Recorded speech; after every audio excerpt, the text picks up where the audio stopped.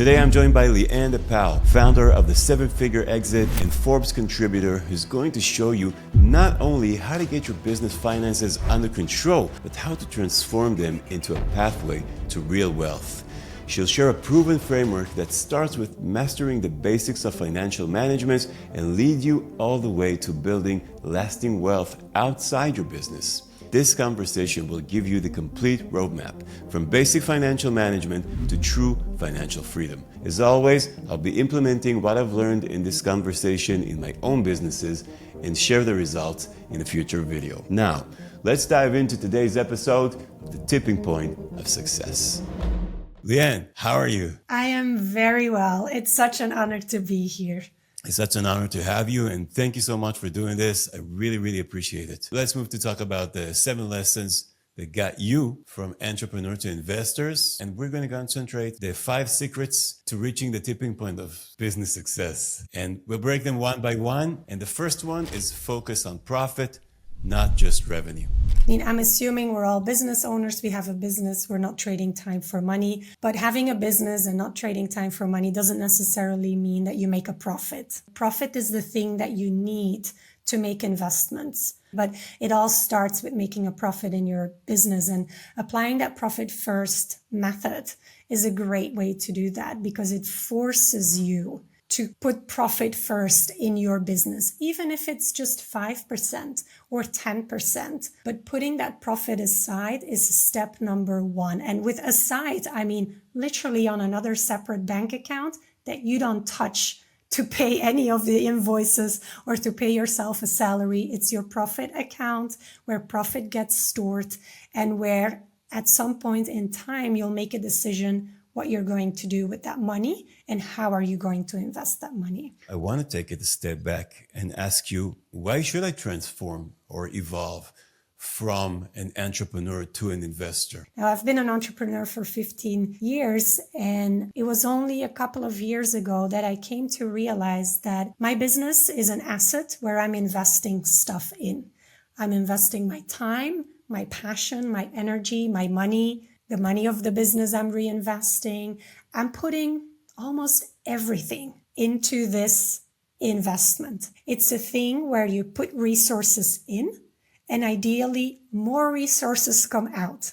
So you put energy in, you put money in, you put time in, you put skills in, you put vision in, you put a lot of things in there, probably even blood, sweat, and tears as well. And ideally more comes back to you, and more could be more money, it could be more time, it could be more flexibility. For most entrepreneurs, it's more money, right? More than you have in a job.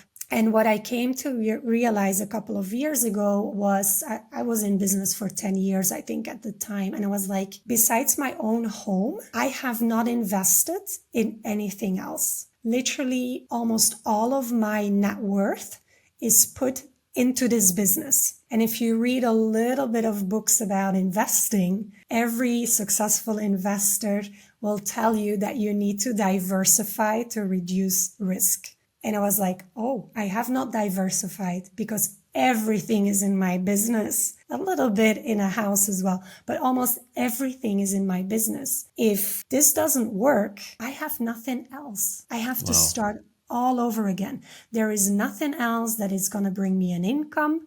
There is nothing else that is going to bring me some form of passive income or revenue or anything like that. I have just been investing in this one asset, and it is risky. And I think a lot of business owners don't fully understand deep down inside the consequences of that. So they have been in business for 30 years, 40 years. Everything is in that business. And the only thing that they hope for is that they can sell it and that it is going to fund their retirement because they don't have any other assets to pay for retirement.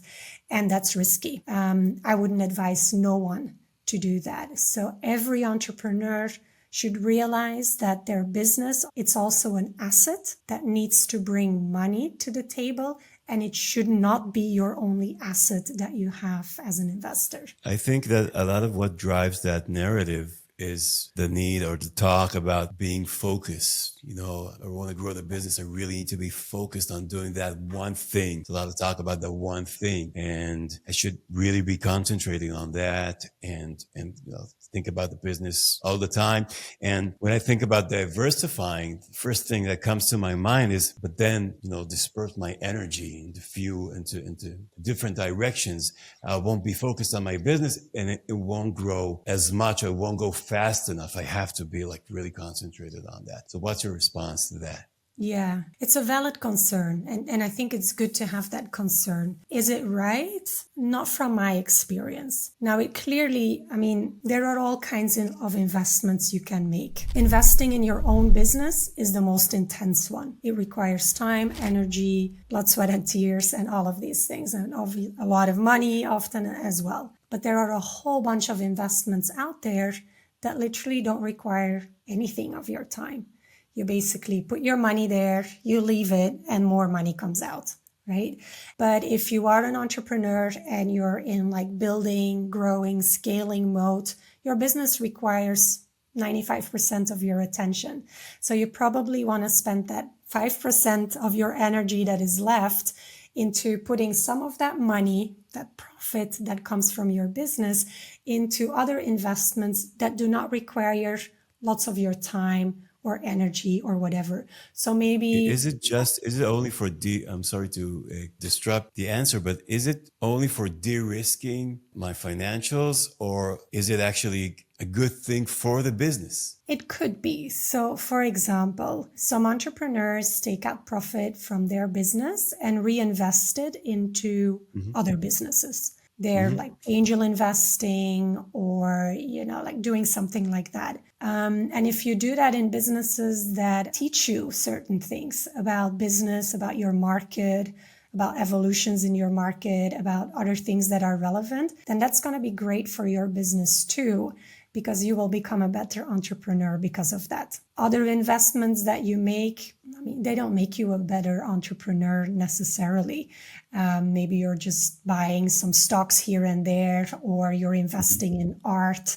Does that make you a better entrepreneur? Probably makes you a more well-rounded human being. Makes it a better entrepreneur? I'm not really sure about that. So it really depends on where you put your money. All right.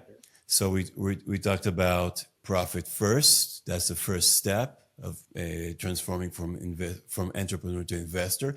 We talked about not pouring all profits back into your business, right? So that's the diversifying part. Before we move on to the third, can you share some of your key strategies for growing profit in any business?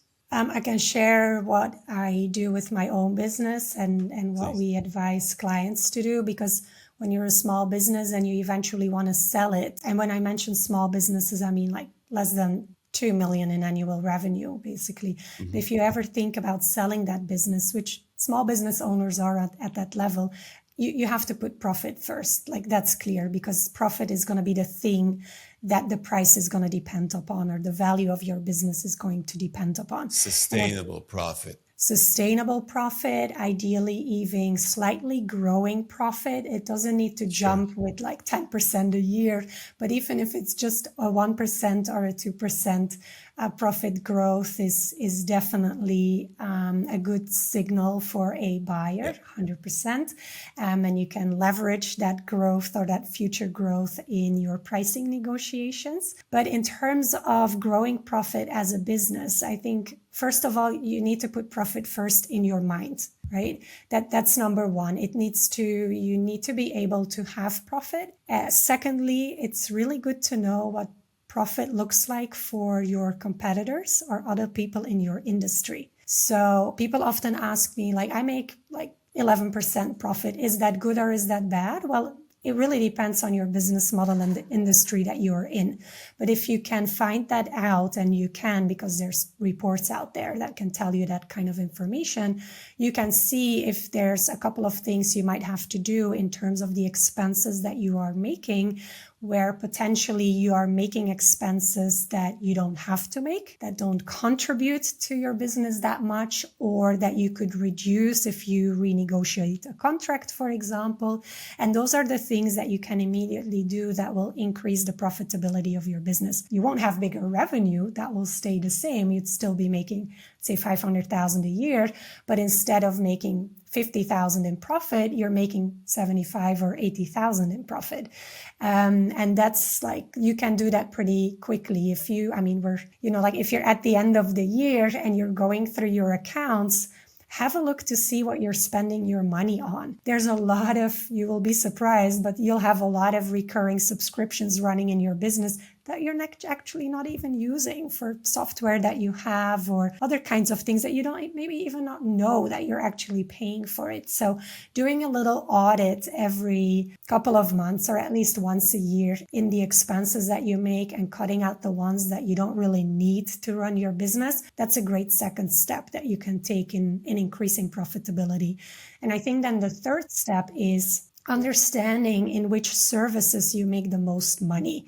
So this is more like a profit and loss understanding. But, like most companies, most businesses, they sell a couple of things or multiple things or a whole lot of things if they're selling products, for example, is really understanding which ones of your products or clients, if you're in a service-based business, which ones of your clients or your products are bringing in not only the most revenue, but also the most profit. And you can do like a little Pareto analysis, and what you will probably see is that 20% of your clients bring in 80% of your revenue or 80% of your profit, or like 20% of your products will bring in 80% of your profit. So understanding that, and then maybe saying, you know what, we're not going to offer this thing anymore because we're not making any money on it, that will increase profitability straight away. It won't increase revenue, but it will increase profitability. On the previous point, when you talked about reducing costs, so the thing that run through my head is that we're always in this race to grow, do things to grow all the time. So grow oriented that we sometimes forget the importance of profit, and we're afraid that if we're going to cut costs, then it's going to stop the growth of the business. Hey, I don't want to touch that because it's bringing revenue. So my first question is like, how do you really identify the costs that are not bringing you the profits or not growing your business? It's easy to say for me as like an outsider, like, hey, you should like cut on these expenses and that's it. It's a very easy advice to give, but I also You do can talk understand. about your process and we'll learn from Yeah. that. Exactly. So I run this process every couple of months. So basically every quarter I have a look at the expenses that we make within the company.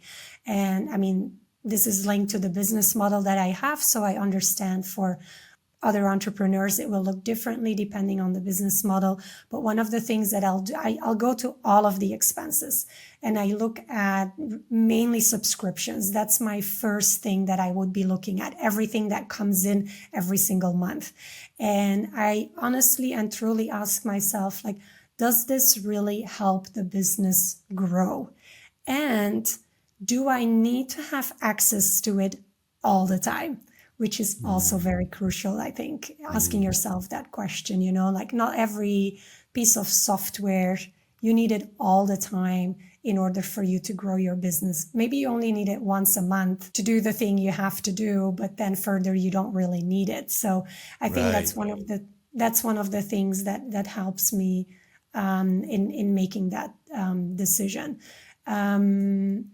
It's not as clear cut as I would like, but there's definitely, I'm pretty sure if you've never done this exercise before, as soon as you do it, there's going to be 10-15% of your expenses that you can cut with confidence, knowing that it's not going to impact how your business runs, how satisfied your clients are, and the potential future growth of your business, for sure. So it's basically bringing your costs more to your awareness and being more aware of them and look at them on a more regular basis and have a system of checking that out every 2 months or every 3 months like you do, and looking at them and asking the question again and then asking it again and then asking it again.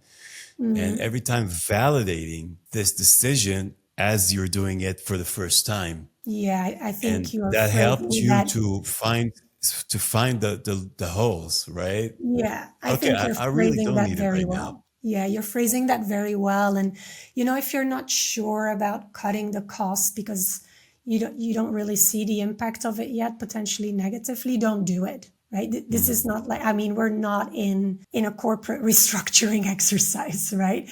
So if you're not sure, don't do it. And just the next time you check in again on your expenses, just ask yourself, oh yeah, that's right. Like last time I didn't want to cut this expense because I thought it would be good to keep it. Did it actually deliver on the bottom line? Did it actually supported our growth or not? Like you'll just put it a little bit more in the forefront of your decision making rather than just accepting it as a cost of doing business. What about putting that also in the frame of 20, 80, 20? Is that cost part of the contributing to the 80% of my revenue or to the 20%? And if it's for the 80%, then I'll keep it. If it's for the 20%, maybe I'll drop it and find another expense that might contribute more to the 80% of my profit. 100%. And I think that's where the other exercise comes in, where you are looking at your either clients or products or services that bring in the most revenue and bring in the most profit, because it could be that you're spending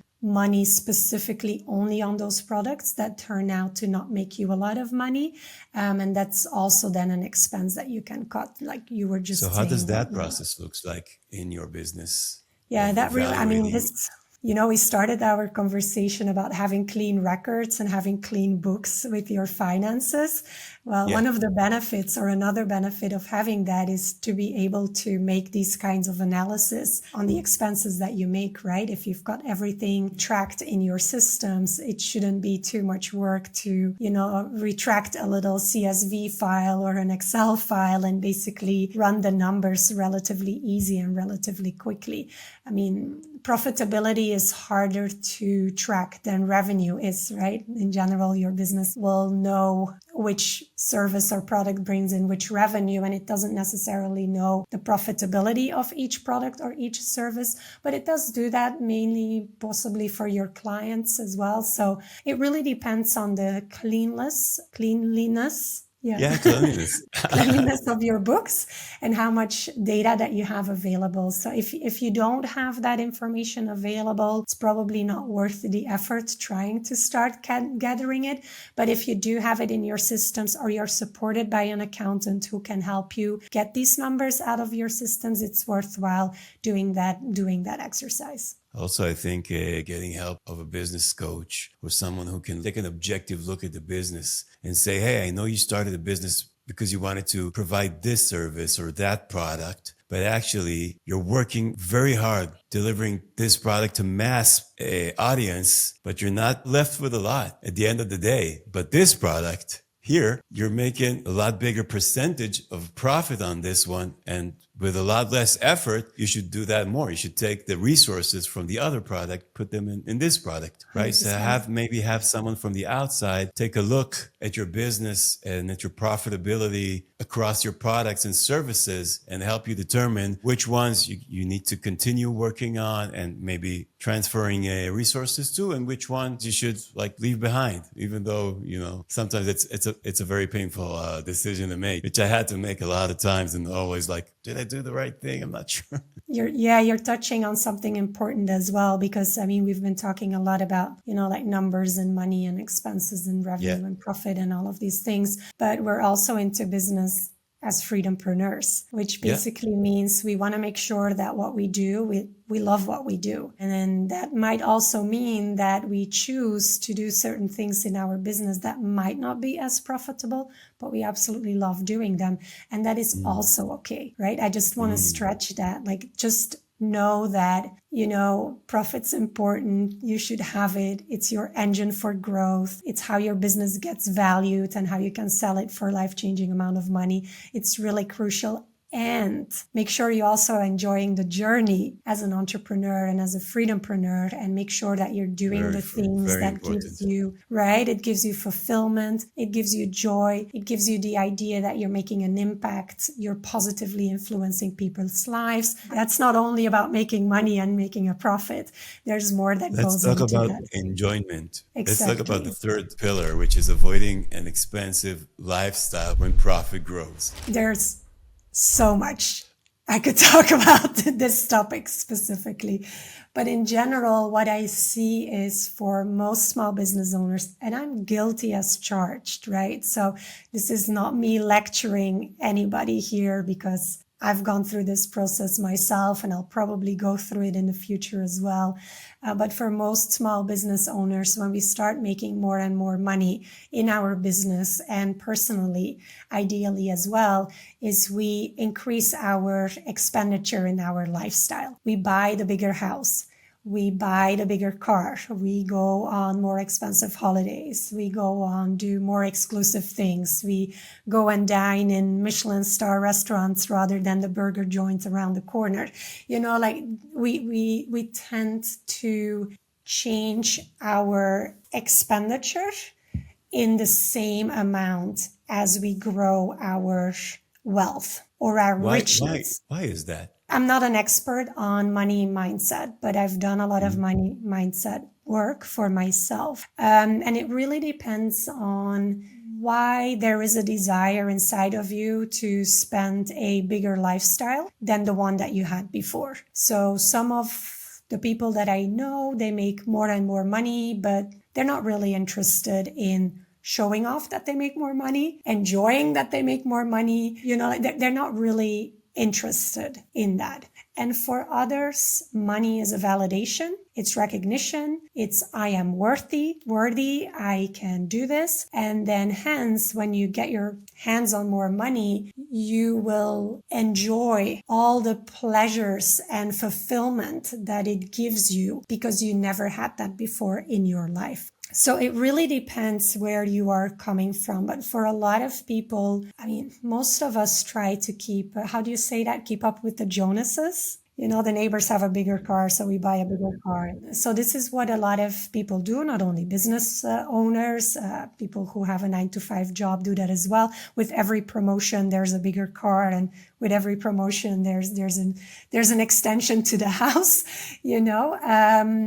So that is human behavior. And it's one of these things that as an entrepreneur specifically, because your income is extremely scalable, if you build a freedom business, like you could start making hundreds of thousands of euros in a day if you do it well. Is like with the scalability of that income, how aware are you of your money mindset? And what are you going to do with all this income? There's a lot of awareness that needs to happen there. And I think for a lot of business owners who have businesses that really take off, very scalable businesses where they go from nothing to a couple of million in a year, which is exponential for a lot of small business owners, is doing that money mindset work that they need to do to not end up with nothing at the end of the day, and breaking that linear behavior between making more, spending more, making more, spending more. It's that kind of, you need to break that cycle, and it requires a lot of mental insight to do that. So what is the avoidance, I would say, like system? Is there like a tool you can share that will help me avoid?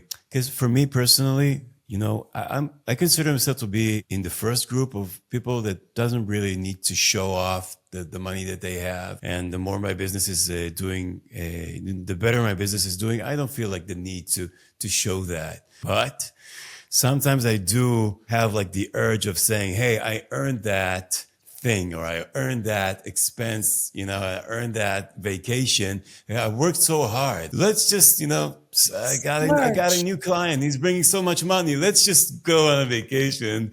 How is this hurting me? And what's the mechanism to avoid that? What should I immediately tell myself when I feel that urge to just go and spend or indulge myself? when I see the growth. I've worked with a couple of money mindset coaches on this as well, because I recognize that behavior. It's a very classical behavior. It's like, I have earned this. I have worked so much. I have earned this.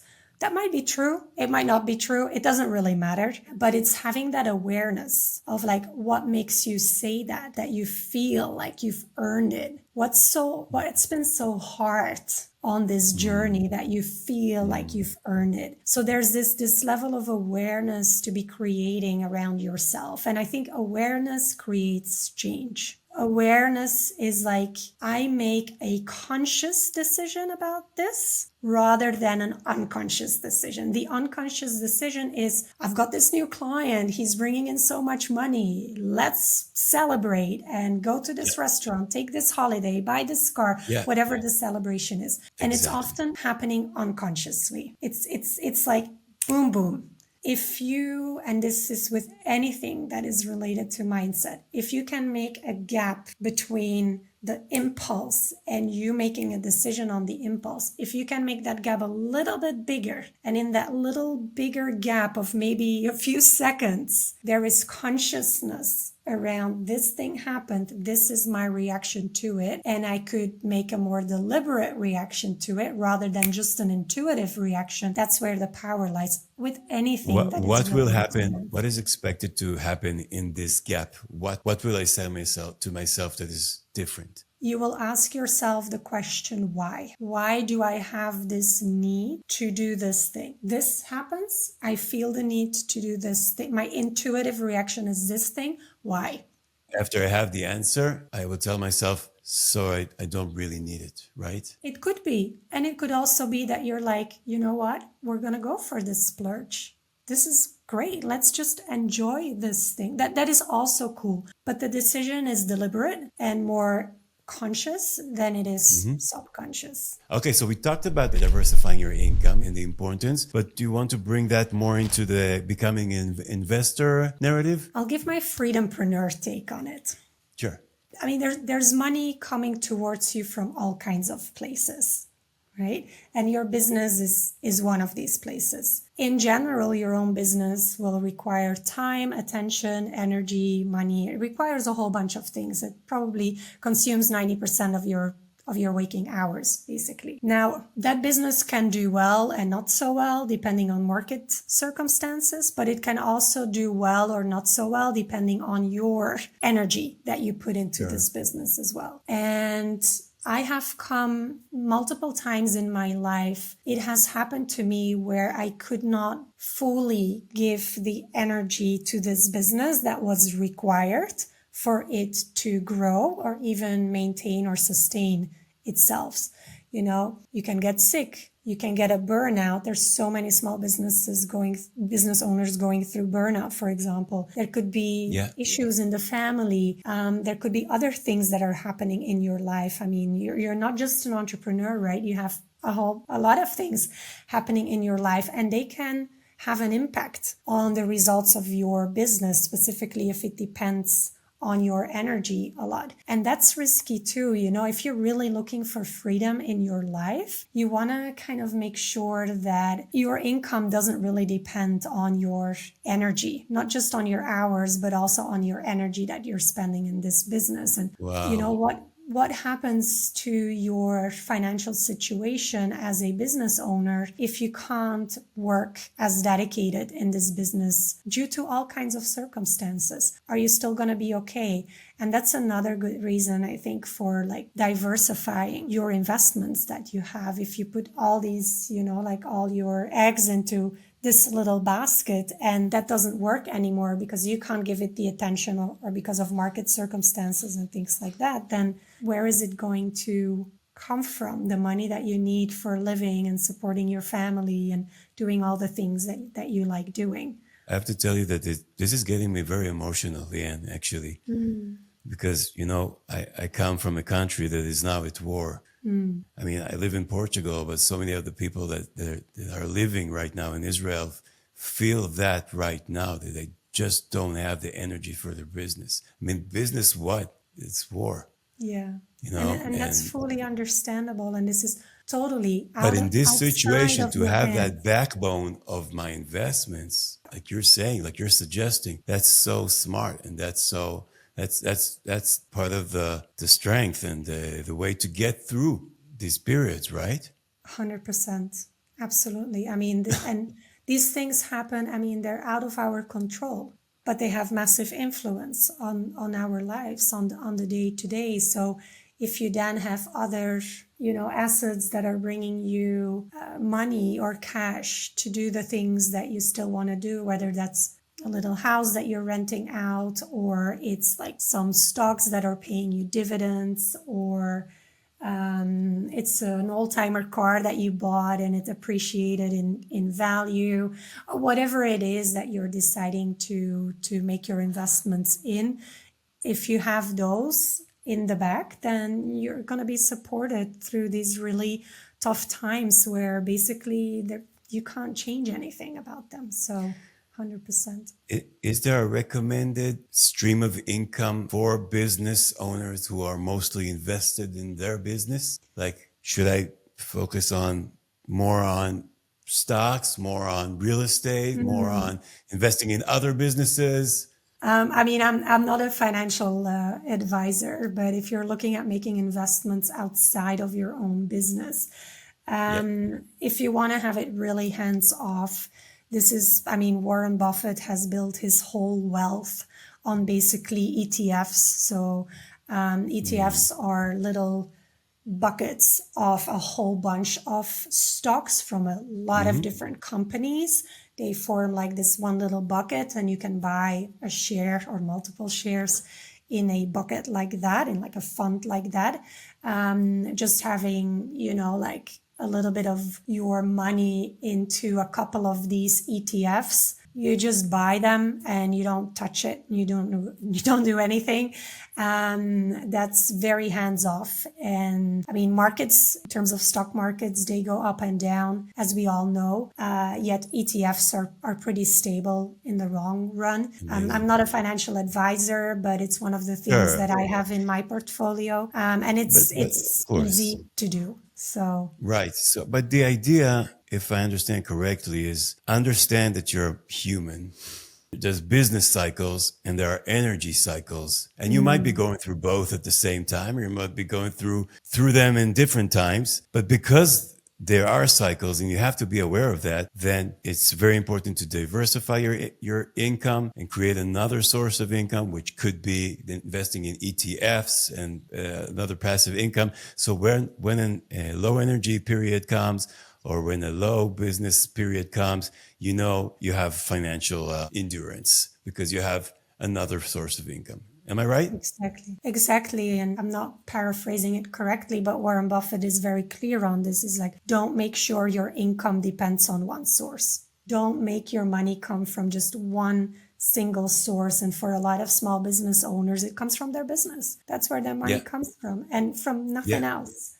They don't have any other asset that is bringing them money or that is appreciating over time. And I think that is probably even the most crucial wrap up for this podcast. Like, Yeah. don't rely on one source of income. It's just too Yeah, it's tricky. just too big of a risk. And that brings us to the final lesson, which is leveraging existing assets. This happened to me multiple times in my entrepreneurial journey, and maybe some of your audience will recognize this. When you are an entrepreneur and you're a creative soul, like you see opportunities in the world, you see things where you're like, this could be done better, or you're frustrated about something. Like, I mean, I'm a serial entrepreneur, so it basically means that I see opportunities, I see challenges, and I think I can fix them or address them. Like that's where my business ideas most often come from. The thing is with opportunities, and I think it's Richard Branson who mentioned this. He's like, opportunities are like buses. There's another one every 5 minutes. It's really great, but you don't need to jump on every single bus that is passing by.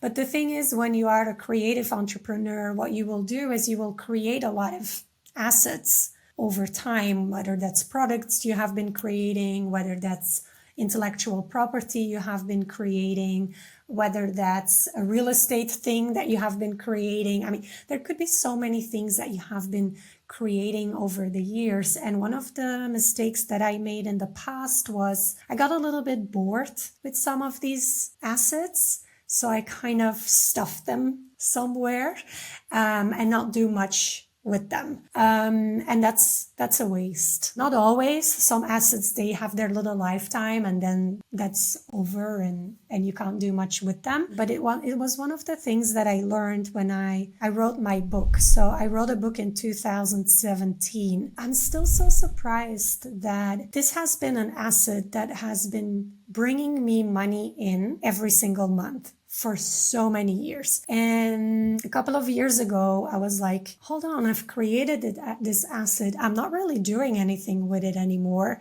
I'm just going to make sure that the right kind of people still find this book and actually read it. So I cleaned up a little bit, like on the Amazon page where we sell the book. And I did a little bit of cleanup on the website as well, where we're selling the book in Dutch specifically.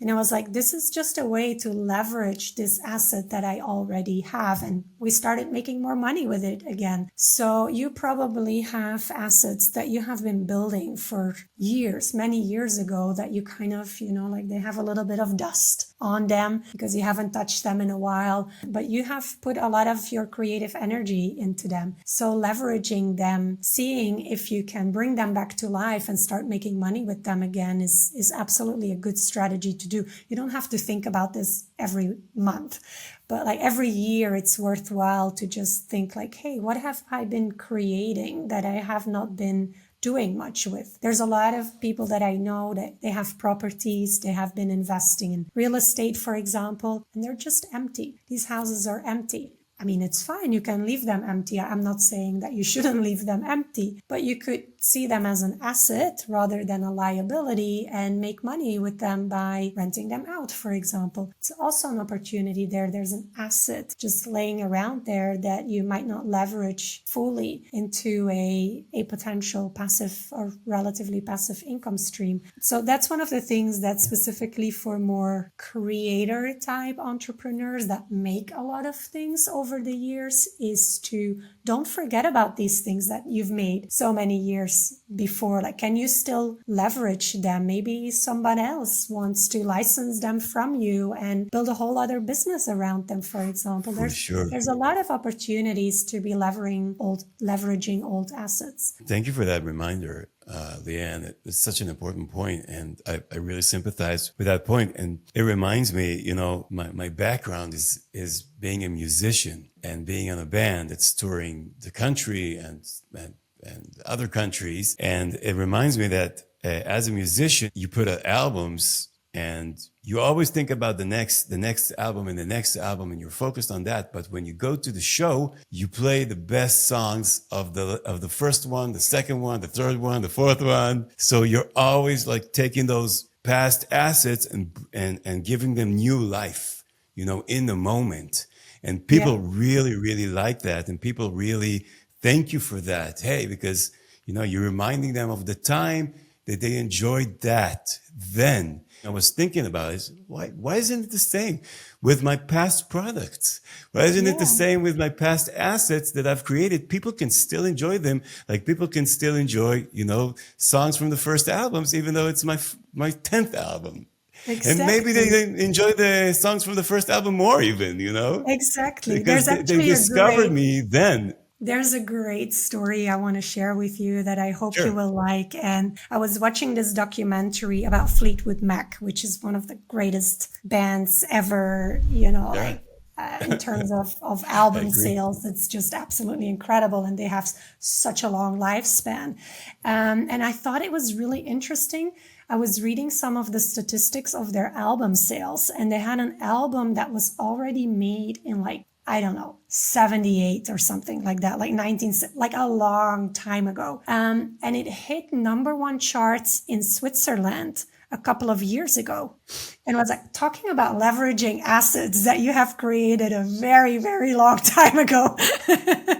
it's just mind blowing. And I didn't figure out why it happened. I thought like maybe their music was used in a TV, in like a Netflix series Right. or Yeah. Yeah. something Yeah. like that. And the I Kate don't Bush know. song in Stranger Things. Yeah, well, there you go. That was probably the reason. Like I didn't know that, but yeah, so they hit number one with their album because of that. And I was like, this is the ultimate leveraging of former assets. Amazing. Amazing. Yeah. You know what? There's another point that you reminded me when you spoke before about diversing your income as an entrepreneur who is also a family man, and I think most of the audience of this podcast are also. So you're an entrepreneur, you're a risk taker, but you have responsibilities to provide for the family, and it's always like a dialogue. How much risk can I take? You know, having a need to provide for my family as well, even though maybe I'm not the sole provider, but still. And having another source of income, I think, can really help you with taking the right amount of risk and making the right decision for the business, because you have that cushion, right? Absolutely. You know what? Let's go to the traditional question. I have a traditional question that I always ask, which is your number one advice to your younger self starting in business regarding the financial side. If you were just starting and you're meeting Lien 15 years ago, from your perspective right now, what is your advice for her? The thing that I would advise my younger self to do actually comes out of a guided visual meditation that I did around that same time. And it's a guided meditation where you're obviously being guided by a voice through the meditation. And it's a meditation where you go and you meet the older version of you. So I meet the older version of me in this meditation, which is a woman in her 80s, very beautiful, long gray hair. She lives in a massive mansion in the US, which is interesting because I don't live in the US. I have no family ties with the US. You know, with this big driveway and, you know, the whole, like what you imagine an American mansion looks like. So Yeah. I drive up the driveway. She opens the door.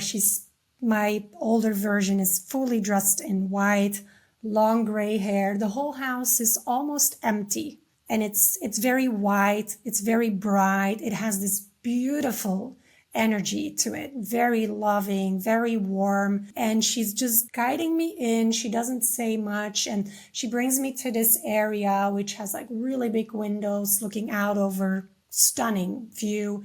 And there's this black piano there, and like this wing piano. And she sits down at the piano and she starts playing, which is interesting because I have no feeling for music whatsoever. I can't play any instrument whatsoever, but apparently my future me plays piano beautifully. So she starts playing. I really enjoy, my younger self is really enjoying it. And then she wraps up her song that she's playing. I don't remember what it is. And she looks at me and then she gives this advice to my younger self, which is the only words that are getting spoken in this whole guided meditation. And she looks at me in the eye and she's like, everything will always be okay. That was her advice. It was so beautiful for me to hear those words because I was a chronic worrier at the time. I was always worrying about things. I was always, lying in bed awake, worrying about this and that. And like, I was also still a perfectionist and a control freak and like things like that. I had all these things going on inside of me. And that was just such a relief hearing that would be what I would recommend to my younger self is like, everything will work out. It's going to be fine. Don't worry. If she knows that, how is this going to help her in the future? I stopped worrying since that, basically. I mean, like, it's not like I never worry ever again. Like it didn't happen like that, but it was such a, really an understanding of worrying doesn't change anything. it only kills you faster. But it doesn't change anything about the situation. It's not like, oh, I worry more, hence the outcome is going to be better. That's just not true. Like, the worrying doesn't solve anything. I know there's lots of worriers out there that will disagree with me, and they're like, no, I'm anticipating No, I'm a warrior, scenarios. and I totally agree with you. So It's not yeah, helping. no, it is rather it's very unhelpful, Right. because you don't sleep well, you increase your stress levels, you make your life more miserable for the people around you. So it's not even not helpful. It's actually very unhelpful. So It's an amazing piece of advice, and I should remember that always. Also, Leanne, I want to thank you for this conversation. You know, for me, I don't know, but for me, it turned out to be a really deep one, and I'm really, really happy about it because eventually, that's what's most important. You know, is to talk about ourselves with all this, and also appreciate that it's not just about, you know, having the tools or the systems. It's about who we are, what questions do we ask ourselves, and what mindset are we bringing in. You've given us, I think, so many possibilities of better things to happen, and deal with so much stresses around financials and managing the finances, and having like security in the future. And I really, really want to appreciate you for that, and really want to thank you for that. And of course, for all your time and all your knowledge. I love the book, talking about former assets, leveraging. So we're gonna link it in the show notes, and I really recommend it. yeah, thank you so much for such beautiful words. I was really just like letting them flow through me. So thank you so much Sure, for those you words. deserve it. I'm on LinkedIn. So if you look my name up, Linda Paul, on LinkedIn, or you can put it in the show notes as well. Feel free to reach out to me on LinkedIn. That's the perfect way to do that. I'm often there hanging out. If you are a small business owner and you're thinking about selling your business at some point, feel free to go to thebigexit.co. We have a free valuation tool if you'd like to know how much your business is worth. And we have a quiz that is an exit readiness quiz. So feel free to take that as well if you want to know if your business is not only valuable, but also sellable, which is just a great start to understand that asset that you have been building throughout your lifetime or the last couple of years. So feel free to go to our website and figure that out for you. And if you feel like you want to take a next step and maybe sell this business in a couple of years' time, then we're here to help you prepare for that. Amazing. I was about to ask you if it's valuable, even if I don't plan to sell it right now, but in the future. And you said it. That's great. That's amazing. Hey, if today's conversation resonated with you, please consider subscribing to the channel and joining our growing community of seasoned, mission-driven entrepreneurs. Here you'll find insights to help you break free from the endless grind, build sustainable momentum, and confidently break through your current ceiling. I also invite you to check out the next video or playlist to discover new strategies, get inspired, and find the guidance you need to reach your next business level without the burnout. Thank you for watching, and I can't wait to see you in the next episode.